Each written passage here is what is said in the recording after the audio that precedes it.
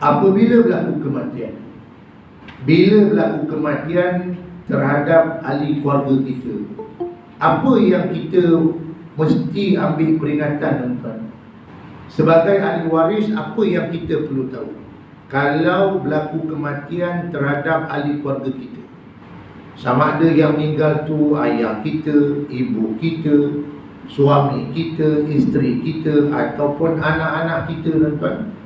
Yang kita perlu tahu, yang kita mesti ambil tahu, kalau mereka ni meninggal dunia, dia meninggalkan harta dan juga ada waris.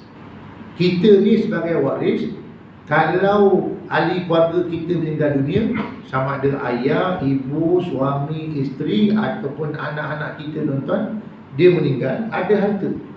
Jadi kita sebagai waris, apakah perkara-perkara yang kita mesti ambil tahu? Pertama sekali, urus jenazah. Urus jenazah.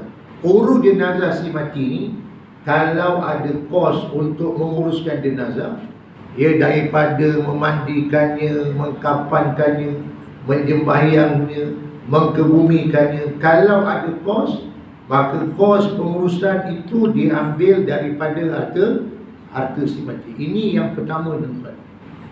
Yang kedua, kalau si mati itu meninggal dunia, kalau yang meninggal tu mungkin ayah kita, ibu kita, suami kita, isteri kita atau anak-anak kita, dia meninggal dunia, ada meninggalkan harta pada masa dia hidup, maka, tuan-tuan, kalau kita lihat ada harta dan ada hutang yang ditinggalkan, ada hutang, maka hutang itu kita mesti tolong bayarkan menggunakan harta si mati.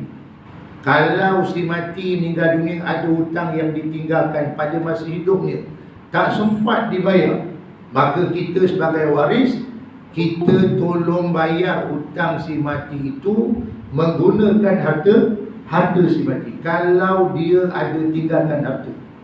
Ini perkara yang kedua, tuan-tuan. Dan hutang tu, sama ada hutang yang ditinggalkan itu hutang dia dengan Allah atau dengan sesama manusia, hutang tu wajib dibayar. Siapa yang tolong bayar, tuan-tuan? Yang tolong bayar adalah kita waris. Kalau ayah kita meninggal, ibu kita meninggal, suami kita meninggal, dia ada meninggalkan hutang dan ada harta. Jadi kita sebagai waris tolong bayar hutang-hutang si mati itu dengan menggunakan harta yang ditinggalkan oleh si mati. Sebab itu, tuan-tuan, sebab tu yang kita mesti tahu, harta si mati ni kita tak boleh sewenang-wenang untuk menggunakannya di atas perkara yang bukan kewajipan, melainkan kita mesti uruskan yang wajib terlebih dahulu. Iaitu kalau si mati meninggal dunia, ada hutang, maka kita bayarkan hutang dia terlebih dahulu. Ini perkara yang kedua. Perkara yang ketiga yang kita mesti ambil tahu, tuan-tuan, kalau si mati ni daripada ahli keluarga kita, waris kita meninggal dunia, dia ada tinggalkan wasiat. Kalau dia ada tinggalkan wasiat, maka wasiat itu mesti dilaksanakan. Sebagai waris, tuan-tuan, kalau si mati itu ada tinggalkan wasiat, wasiat itu mestilah kita laksanakan. Itu perkara yang ketiga. Dan yang keempat, kalau si mati ni ada meninggalkan harta, di dalam harta tersebut ada harta pencarian. Umpamanya yang meninggal tu adalah suami, ya, ada isteri yang ditinggalkan, dan isteri itu dia menuntut harta pencarian terhadap harta yang ditinggalkan oleh suami itu, suaminya, makanya mestilah diuruskan, ya, uruskan harta pencarian terlebih dahulu. Perkara yang keempat, ya, kalau ada harta pencarian, uruskan terlebih dahulu.